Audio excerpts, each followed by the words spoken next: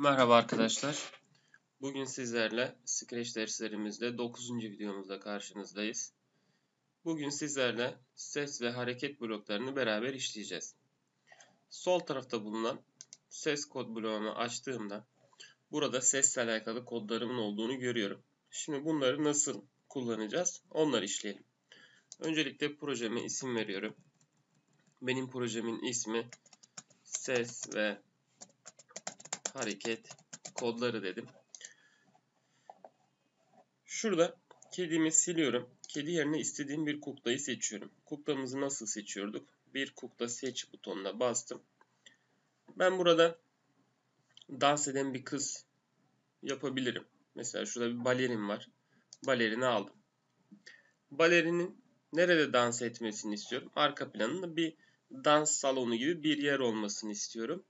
Sahneden dekorlarıma geliyorum. Bir dekor seç dedim.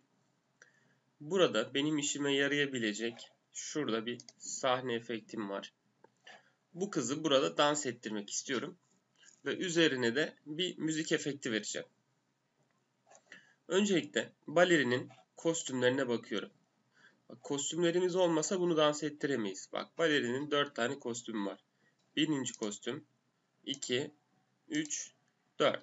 Yani bu kostümler hızlı bir şekilde arda arda geldiği zaman sanki balerinim dans ediyormuş gibi bir görüntü verecek bana. Kodlarıma geliyorum. Bakın biz ne istiyorsak kodları aynı sıralamada yazıyoruz. Ben diyorum ki balerinin kostümleri sürekli değişsin ve üstüne müzik eklensin. Söylediğini yazıyorum. Olaylar. Yeşil bayrağı tıkladığımda çalışacak. Yeşil bayrağı tıkladığımda ne olacak?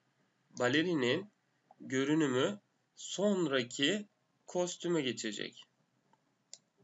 Sonraki kostüme geçti. Sonraki kostüme geçtikten sonra biraz beklesin. Yani 1 saniye uzun olabilir ama 0.3 saniye beklesin ve bunu sürekli tekrarlasın. Bak şimdi ne olacak? Bastığım zaman bu balerin sürekli kostüm değiştirdiği için ben bunu sanki dans ediyormuş gibi bir görüntü olarak algıladım. Buna müzik eklemek istiyorum. Müziği nasıl eklerim? Ses kod bloklarımı açtım. Birincisinde buradaki pop sesini çal diyor. Pop sesini başlat diyor. Buradan arasındaki fark şu. Sen birincisini seçersen nokta nokta sesini bitene kadar çal dersen bu sesi şuraya koydum. Bu ses bitene kadar bu kızın dans etmesine izin vermeyecek. Bu ses bitsin sonra bu koda geçecek. Ama altta nokta nokta sesini başlat dedikten sonra bu sesi başlatır ve kızın dans etmesini hemen gerçekleştirir. Arkada ses çalarken buradaki müzikte yani müzikle beraber dans edecektir. Şimdi ben buradaki sesi istediğim bir ses seçebilirim veya kendi sesimi de kaydedebilirim. Ama burada bakın bir tane ses var. Başka ses yok. Ben buraya başka sesleri eklemek için ses kod bloklarımdayken diyorum ki bunun seslerine geçiyorum. Bak sese geldim.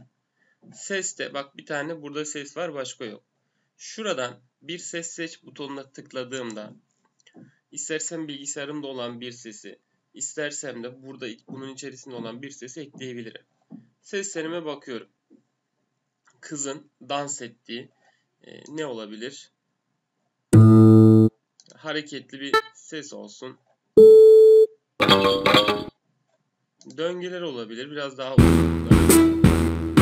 Tamam, bu sesi aldım mesela. Bak bu ses buraya eklendi. Kod kısmına geliyorum. Burada bir tane ses vardı ya. Artık 2 tane oldu. O sesi ekledim. Bu sesi başlat dediğim zaman bu seste dans ediyormuş gibi bir görüntüsü var. Bunun yanına ikinci bir dansçı da koyabilirim. Bunu sola aldım. Bir kukla seç dedim. Burada dans eden başka bir kostümde ne var? Bakalım kostümlerimize. Bizim işimize yarayacak. alt taraflara doğru indiğimiz zaman dans eden kostümlerimizden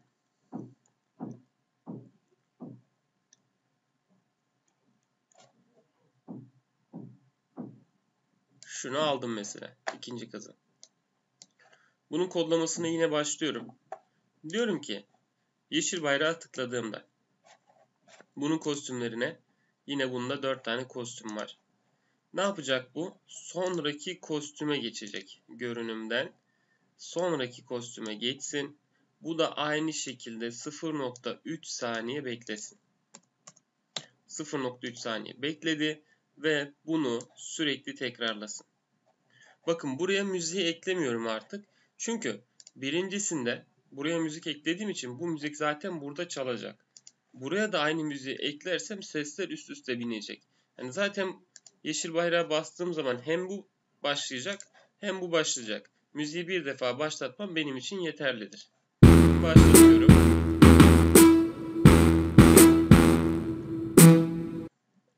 Müziğin bitene kadar çaldı.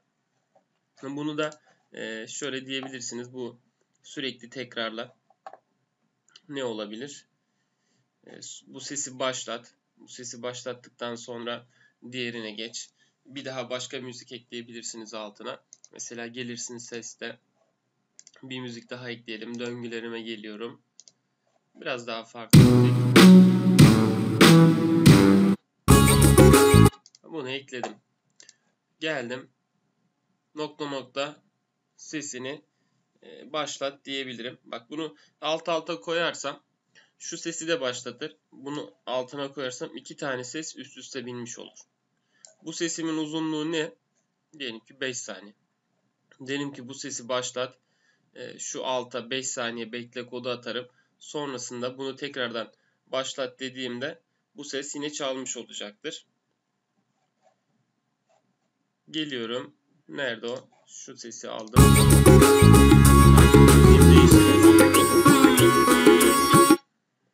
Bu şekilde bir dans efekti verebilirim. Bugünkü Scratch dersimiz buraya kadar. Bir sonraki Scratch dersimizde görüşmek üzere. Kendinize iyi bakın.